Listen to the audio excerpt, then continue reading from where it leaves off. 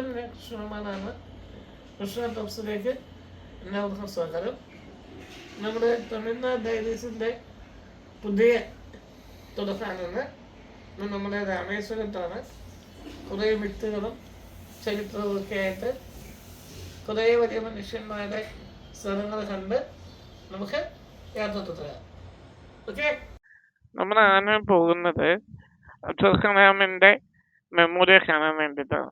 അപ്പോൾ നമ്മൾ വണ്ടിയോട്ട് കയറാൻ നേരത്തെ കാണുന്ന കാഴ്ച ഇതാണ്. നമ്മൾ താമസിച്ചിരുന്ന ചെറിയ റെസ്റ്റോറൻറ്റിൻ്റെ ഓപ്പോസിറ്റ് പോണ്ടി ടൈപ്പ് ഇത്തരം കഴുത എന്ന് പറയുന്ന അല്ലെങ്കിൽ കുതിര എന്ന് പറയുന്ന എൻ്റെ ഇടയ്ക്ക് നിൽക്കുന്ന ഒരു തരം എന്താ പറയുക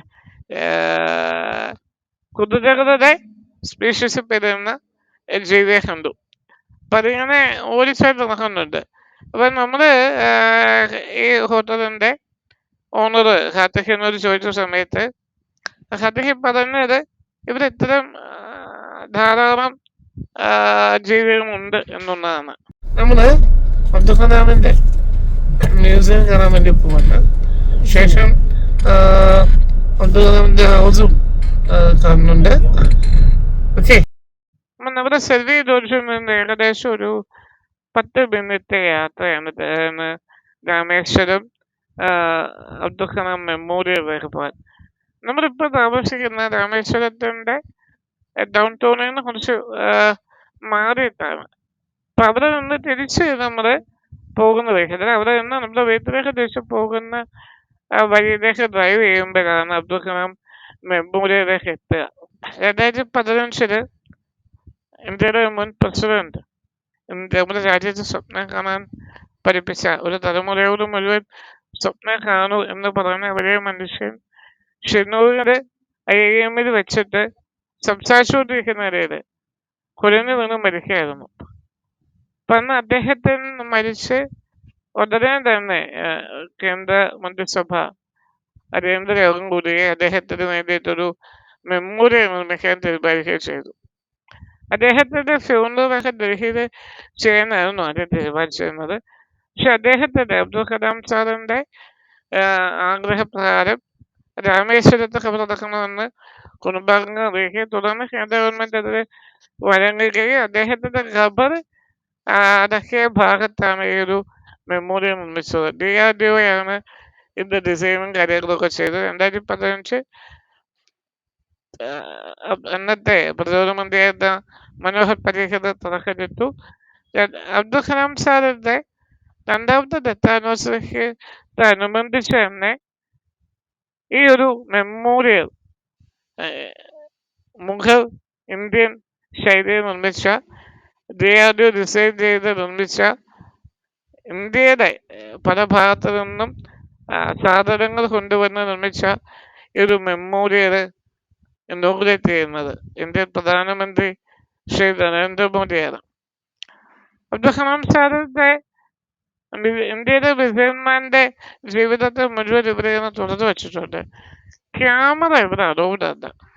അതെന്തുകൊണ്ടാണ് എന്നുള്ളത് എനിക്ക് മനസ്സിലായത്. പക്ഷെ വീഴ്ചരാശിസബ്രാത് ഇതിനകം നല്ല വൃത്തിയാണ്. പക്ഷെ ഇത് പുറത്തേക്ക് ചെപ്പച്ചവറുകൾ നന്നായിട്ടുണ്ട്.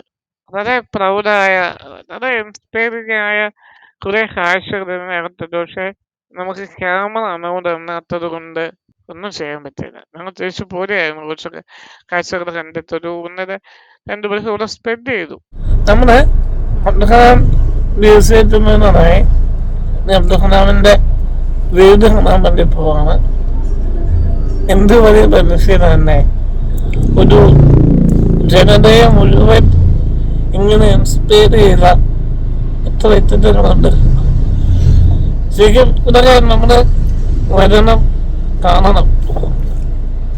അപ്പോൾ നമുക്ക് അബ്ദുൽ കലാം സാറിൻ്റെ വീട്ടിലേക്ക് പോകാം. എവിടെ നിന്ന് തിരിച്ച് നമ്മൾ വന്ന വഴി യാത്ര ചെയ്താലാണ് അബ്ദുൽ കലാം സാർ ജനിച്ച് പറയുന്ന വീട് കാണാൻ പറ്റുന്നത്.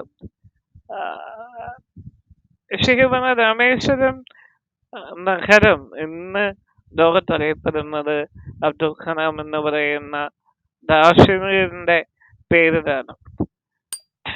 നിങ്ങളൊന്ന് ആലോചിക്കുക. അദ്ദേഹത്തിന്റെ കാലത്ത് അദ്ദേഹം അവിടെ രാമേശ്വരത്ത് ഇന്ന് കാണുന്ന യാതൊരു സൗകര്യങ്ങളും ഇല്ലാതിരുന്ന ഒരു കുഗ്രാമത്തിൽ ജനിച്ച് വളർന്നിട്ട് അവിടെ കിടൽക്കരയില് മലർന്ന് കിടന്ന് മുകളിലത്തെ പക്ഷികളെ കണ്ട് എനിക്ക് അതേപോലെ പറക്കണമെന്ന് സ്വപ്നം കണ്ട മനുഷ്യൻ ഇന്ത്യയുടെ മുഴുവൻ അഭിമാനമായി മാറിയത്, ഇന്ത്യയുടെ പ്രഥമ പൗരൻ വരെ ആയി മാറിയത് കഠിനാധ്വാനം കൊണ്ടും ദീർഘവീക്ഷണം കൊണ്ടും എത്രമാത്രം അംബീഷ്യസ് ആകണം മനുഷ്യൻ എന്നുള്ളത് കൊണ്ടും ആ അംബീഷ്യസ് ആകുന്നതും ആണ് അവനെ മുന്നോട്ട് കൊണ്ടുപോകുന്നത് എന്നുള്ളതൊക്കെ കൊണ്ടും കൂടിയാണ്. ഓരോ പടവുകളും അദ്ദേഹം കഷ്ടപ്പെട്ട് പരാജയപ്പെട്ട് നിരന്തരമായി പരാജയപ്പെട്ട് കയറുകയാണ് ഉണ്ടായത്. നമുക്കൊക്കെ അദ്ദേഹം ഒരു പാഠപുസ്തകമാണ്. അദ്ദേഹത്തിന്റെ വീടൊന്ന് കാണണം. രാമേശ്വരം ക്ഷേത്രത്തോട് ചേർന്നാണ് അദ്ദേഹത്തിന്റെ വീട് ഉള്ളത്. രാമേശ്വരം നഗരഹൃദയത്തിൽ നിൽക്കുമ്പോൾ തന്നെ രാമനാഥസ്വാമി ക്ഷേത്രം, ശ്രീരാമന്റെ ക്ഷേത്രം നമുക്ക് കാണാൻ കഴിയുന്നുണ്ട്.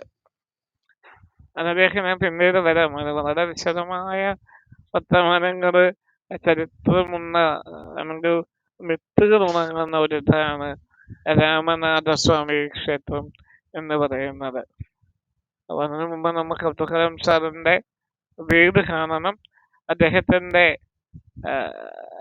മൂത്ത സഹോദരന്റെ ഗ്രാൻഡ് നെഫ്യൂ സലീം സാറിനെ ഒന്ന് കാണും. സലീം സാറ് നമ്മളെ ഇവിടെ കാത്തിരിക്കുന്നതെന്നുള്ളതാണ്.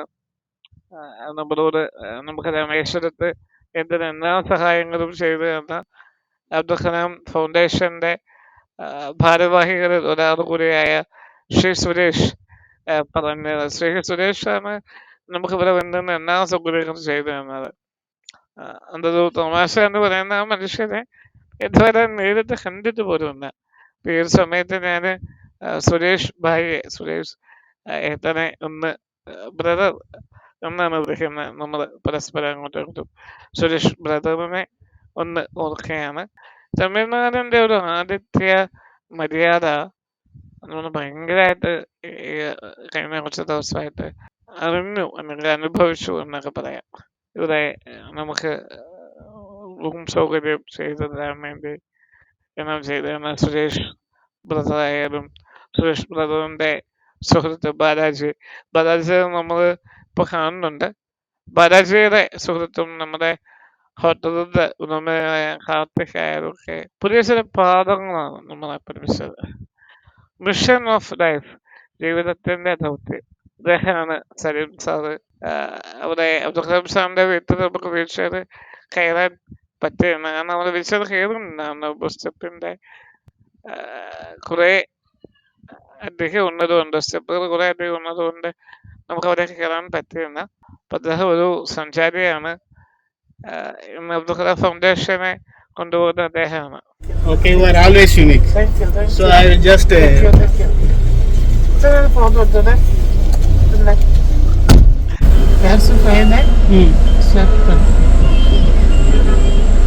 കുറേശ്ശെ നമ്മൾ അവിടെ സംസാരിച്ചു. അബ്ദുൽ കലാം സാറിന്റെ ഒരു പുസ്തകമൊക്കെ നമുക്ക് അദ്ദേഹം സമ്മാനമായി തന്നു. അൺഎക്സ്പെക്റ്റഡ് ആയിരുന്നു അതൊക്കെ. അദ്ദേഹം കുറെ കാര്യങ്ങൾ നമ്മൾ ചോദിച്ചു.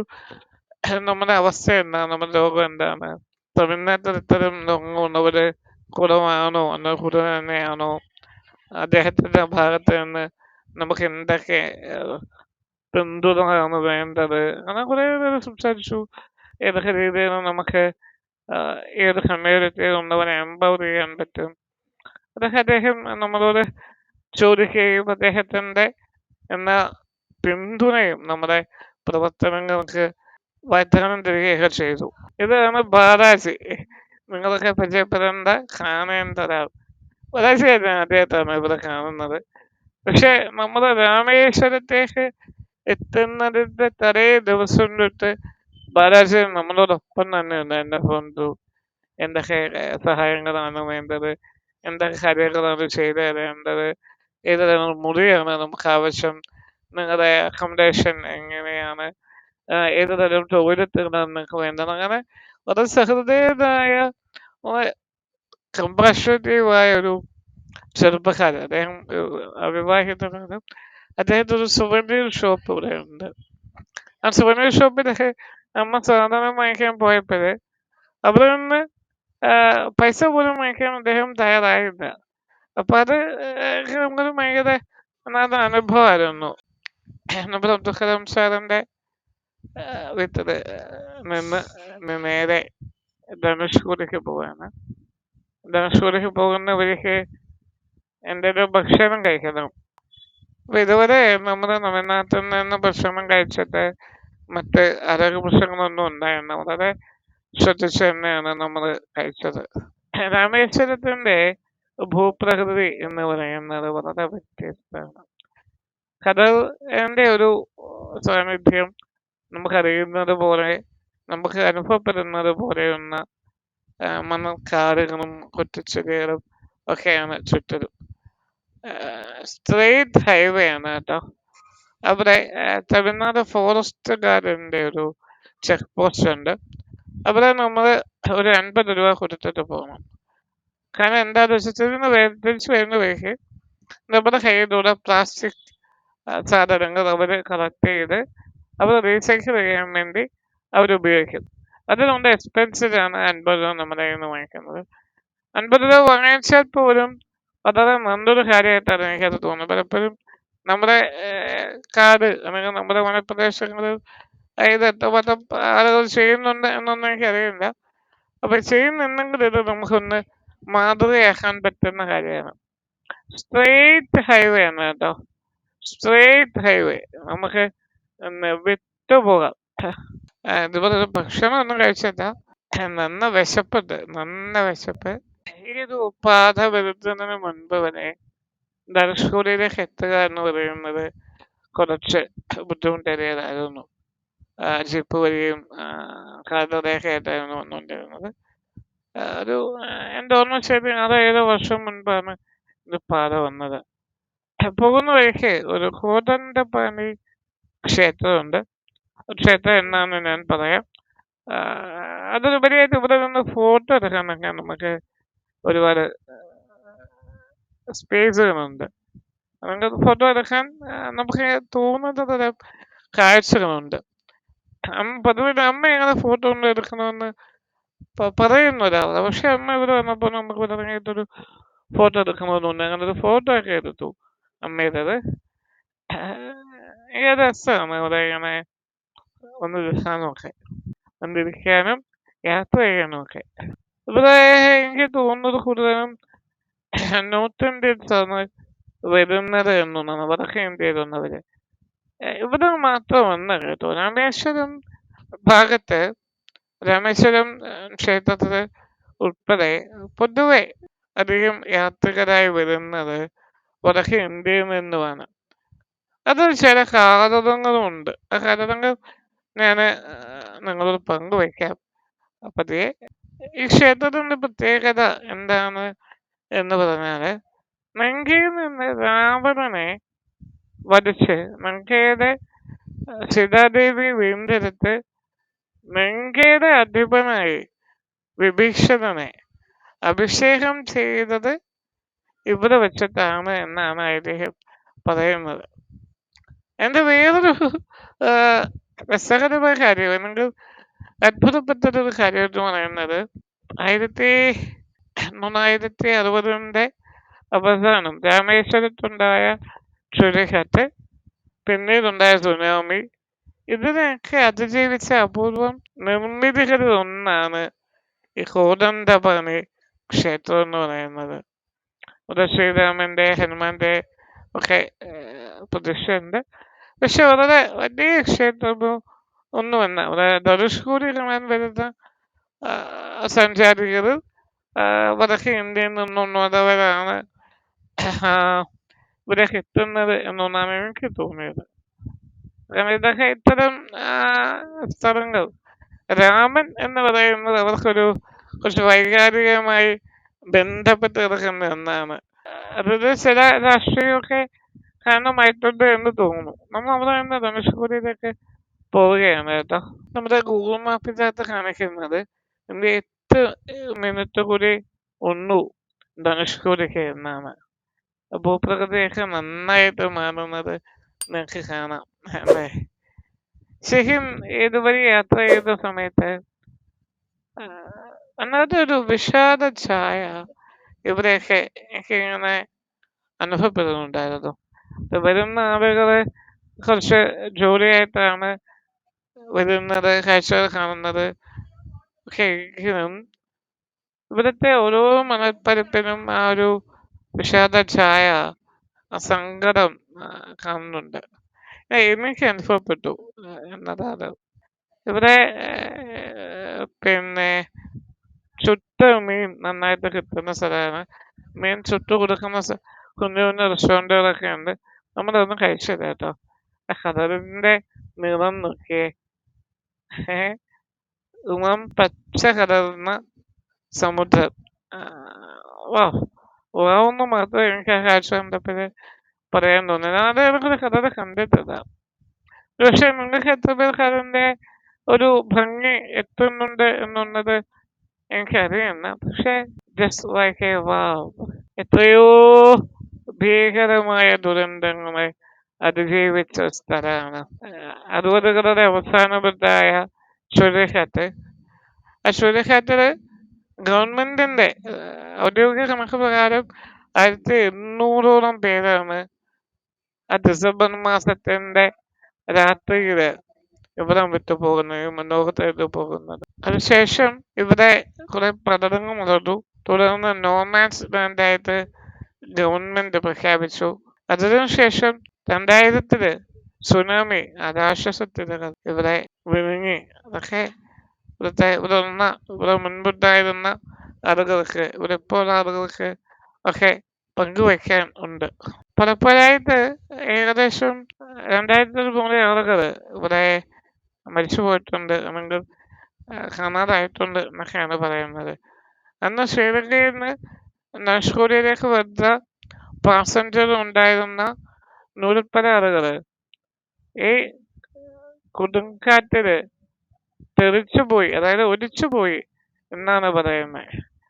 ഭീകരം, അല്ലെങ്കിൽ ഭയാനകം എന്നൊക്കെ മാത്രമേ അതിലേക്ക് പറയാനുള്ളൂ. നമ്മുടെ ഒരു ജീവിതത്തില് അനുഭവിക്കാതിരിക്കട്ടെ ഇത്തരം കാര്യങ്ങളെന്ന് മാത്രം ഇന്ന് ആഗ്രഹിക്കാൻ കഴിയും. ഭൂമി, പ്രകൃതി അത്രമാത്രം മുറിവേൽക്കുന്ന ഈ ഒരു കാലത്ത് അങ്ങനെ ഉണ്ടാകരുതേ എന്ന് പ്രാർത്ഥിക്കാൻ മാത്രമേ നമുക്ക് കഴിയൂ എന്നുള്ളതാണ് സത്യം. ഇവിടെ ഒരു കപ്പല് കരയ്ക്ക് കയറി കിടക്കുന്നത് നമുക്ക് കാണാം. കപ്പലല്ല, ഈ കരയിലും കടലിലും ഉപയോഗിക്കുന്ന ബോട്ടാണ്. അപ്പൊ അത് വെള്ളം ഇറങ്ങിയ സമയത്ത്, വേലി ഇറക്കുന്ന സമയത്ത് അവിടെ പുതഞ്ഞു വരഞ്ഞ് വെള്ളം കയറുന്ന സമയത്ത് തിരിച്ച് പോകരുത്. ധനുഷ്കോടി എന്ന് പറയുന്ന വാക്കിന്റെ അർത്ഥം എന്ന് പറയുന്നത് ധനുഷിന്റെ അറ്റം എന്നാണ്. ഇവിടെ നിന്നാണ് സേതു ബന്ധിച്ച് ശ്രീരാമനും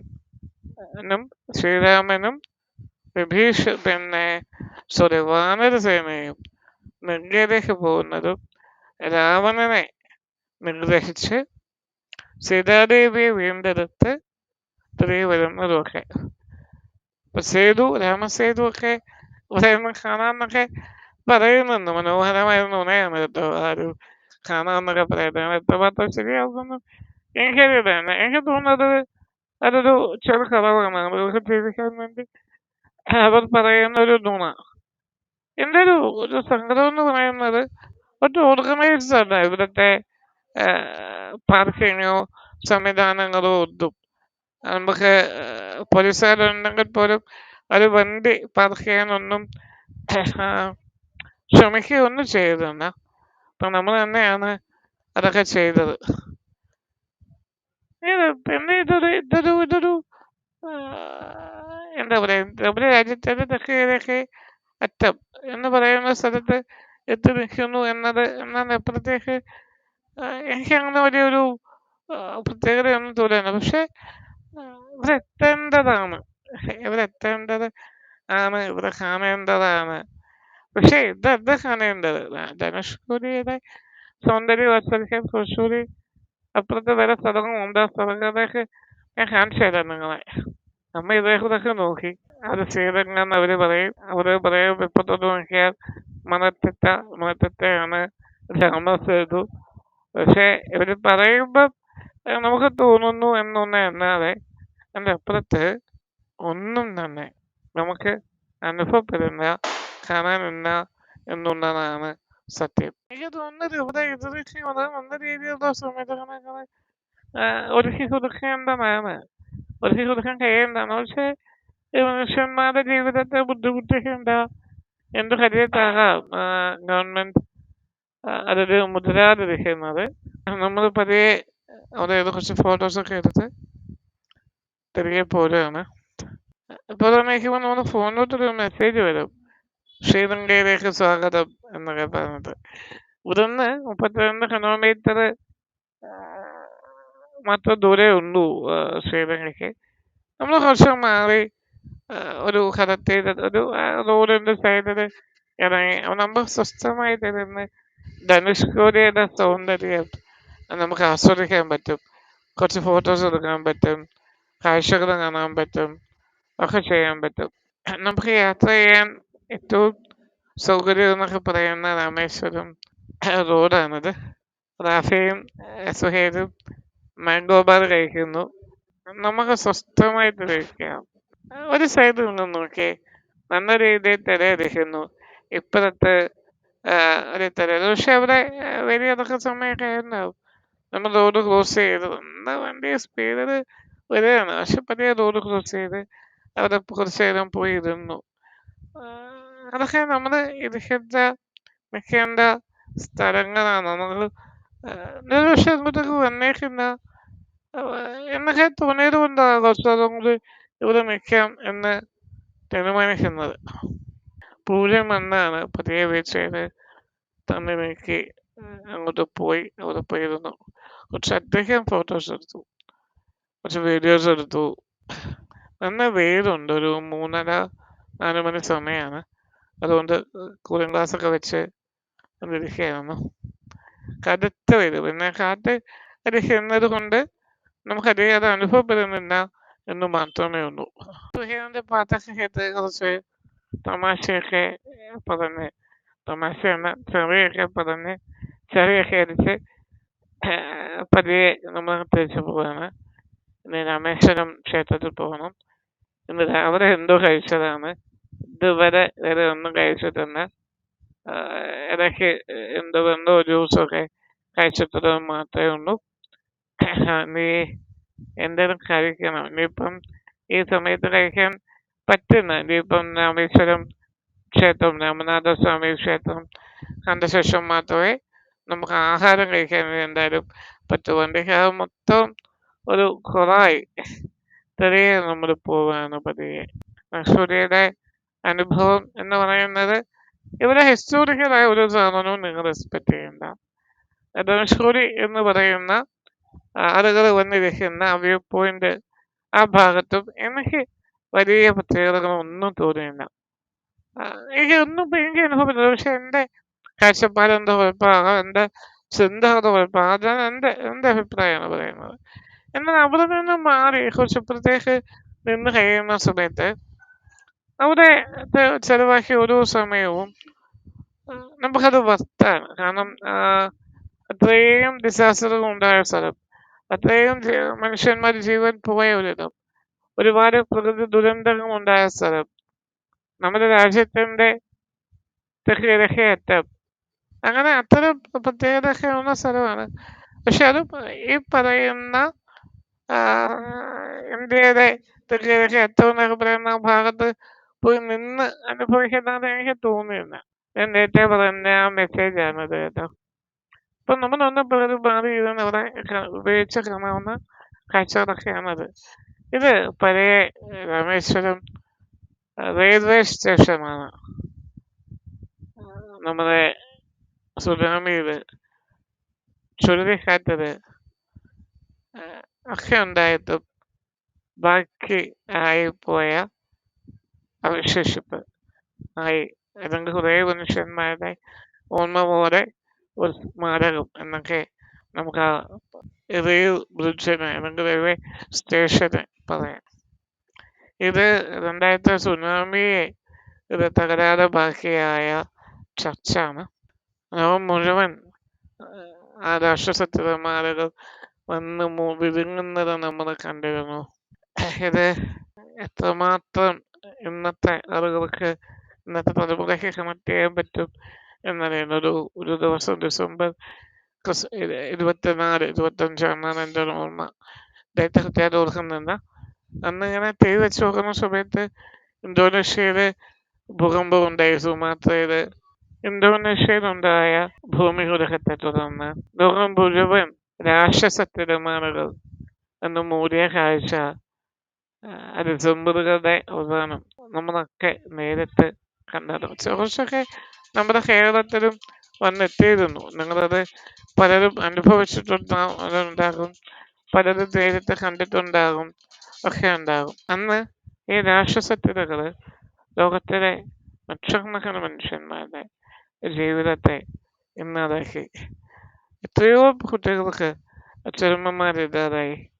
ഈ ഭൂമിയുടെ സമുദ്രത്തിന്റെ മുഴുവൻ ആവാസ വ്യവസ്ഥയും തകർന്നു മറിക്കവരെ ഉണ്ടായി. സഹിക്കാൻ കഴിയാത്ത തരത്തിലേക്ക് മനുഷ്യരിലേക്ക് ഇത്രയും ആഴത്തിൽ മുറിവുകളാണ് അന്ന് പ്രകൃതി ഉണ്ടാക്കിയത്. അതിൻ്റെ അവശേഷിപ്പാണ്. ആ രാക്ഷസ തിരമാലകളെ അതിജീവിച്ച പന്തിയുടെ അവശേഷിപ്പുകളാണ്. അവരങ്ങനെ നിശബ്ദമായിട്ട് നിൽക്കുക എന്നതാണ് നമ്മളൊക്കെ ചെയ്യേണ്ടത്.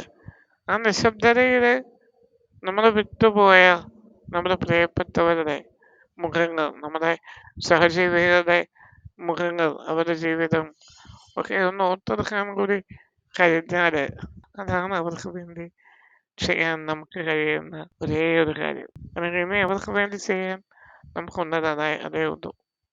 ഇവിടെ ആ ഒരു ദുഃഖത്തിന്റെ കാഴ്ച കാണാൻ വേണ്ടി വരുന്ന നിരവധി സഞ്ചാരികളുണ്ട്. അവർക്കായിട്ട് ഇത്തരം സുവനീർ ഷോപ്പുകളും ഒക്കെ ഉണ്ട്. നമ്മൾ അവിടെ തിരിച്ചു പോരാതെ എടുത്ത് ഇങ്ങനൊരു കാഴ്ച കണ്ടു. മൈനമ്മയും എൻ്റെ കുട്ടികളും. ആദ്യമായിട്ടാണ് മൈനമ്മയും കുട്ടികളെയും കാണുന്നത്. പിന്നെ ഞാൻ നേരത്തെ പറയുന്നില്ലേ, ഈ പറയുന്ന പോലീസിന്റെ ചില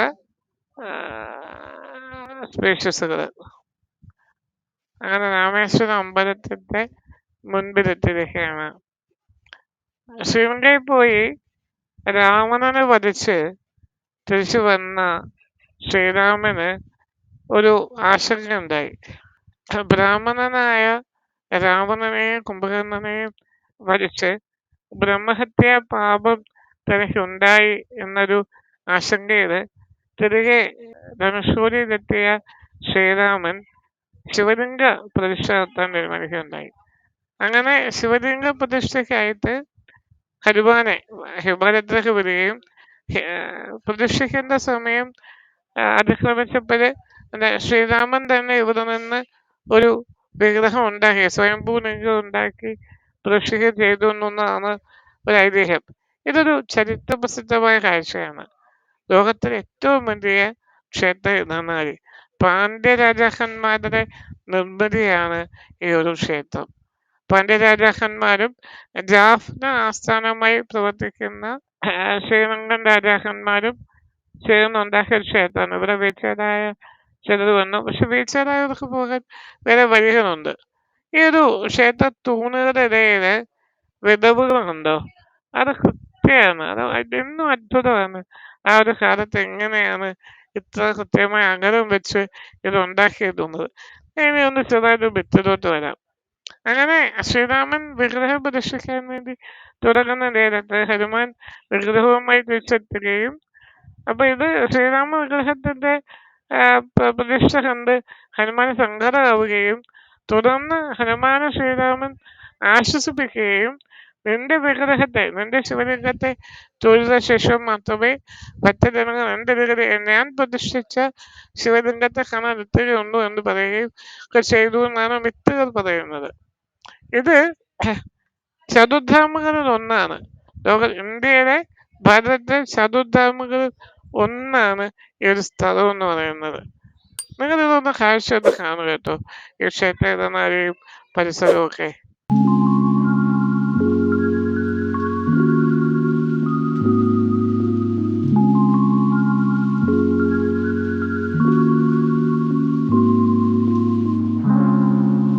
ക്യാമറ അന്നൊന്നും അറിയുന്നതാണ്. നമ്മൾ കുറച്ച് വിശ്വാസമൊക്കെ എടുത്തു.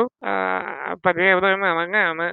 വരാനുള്ള സമയം കഴിഞ്ഞു. പാണ്ഡ്യന്മാരുടെ വസ്തുശില്പ ചിന്തകൾ നമ്മളെ അവരെ ഇത്തരം ക്ഷേത്ര നിർമ്മിതിയിൽ കാണിക്കുന്ന താല്പര്യമൊക്കെ നമുക്ക് പറഞ്ഞാലും വരിവരാത്തതാണ്. 13-ാം നൂറ്റാണ്ടിൽ ഉണ്ടാക്കിയ ക്ഷേത്രമാണ്. ഒന്ന് നോക്കൂ നിങ്ങൾ.